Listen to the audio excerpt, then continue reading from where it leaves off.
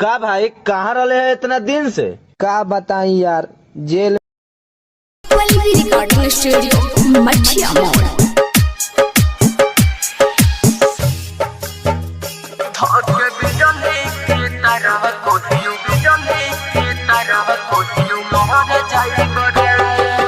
पगली कहियो बली चढ़ जाई बरे, धक बिजली के तरह कहियो मोहर जाई बरे।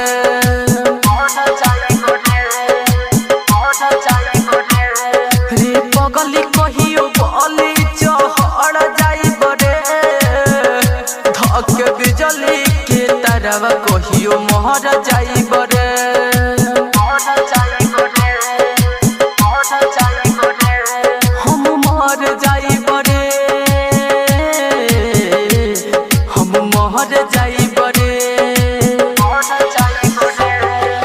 पगली कहियो बली चढ़ जाई बरे, धक बिजली के तरह कहियो मोहर जाई बरे।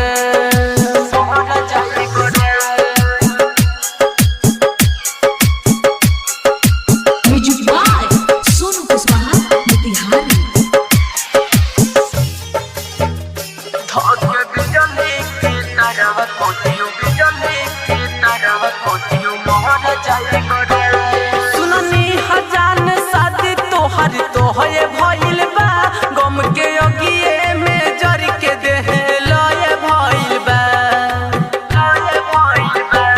सुननी हजान शादी तोहर तोहये भइल बा, गम के अगिए में जर के देह लय भइल बा। जाल ऐसन तू फेकलू हम फंस गईनी, तोहके देखेला हर पल तरस गईनी। संगत बोतल के धके बिगड़ जाई बरे, धके बिजली के तरह कहियो मोहर जाई बरे।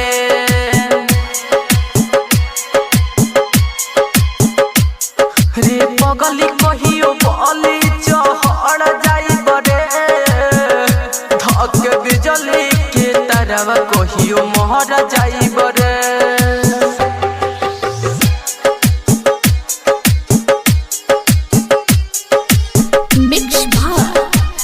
रिकॉर्डिंग स्टूडियो मठिया मोड़। धक बिजली के तरह कहियो मोहर जाई बरे। विकास बिहारी अमित के दिलवा पहाड़ भइलू, काहे सोते हम सावरिया से प्यार कइलू।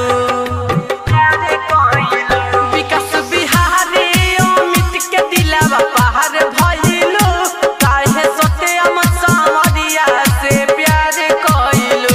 जाके छोटू के धोले बुहात है सनम, बोल के करा सहारे जियब अब हम।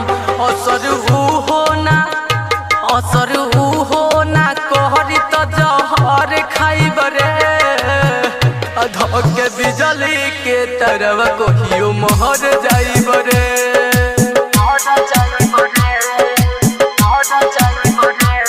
रे पगली कहियो बहली चढ़ जाई बरे, धक बिजली के तरह कहियो मोहर जाई बरे।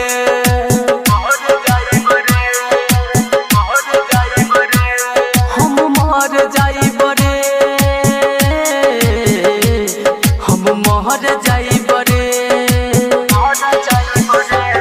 रे पगली कहियो बली चढ़ जाई बरे, धक बिजली के तरह कहियो मोहर जाई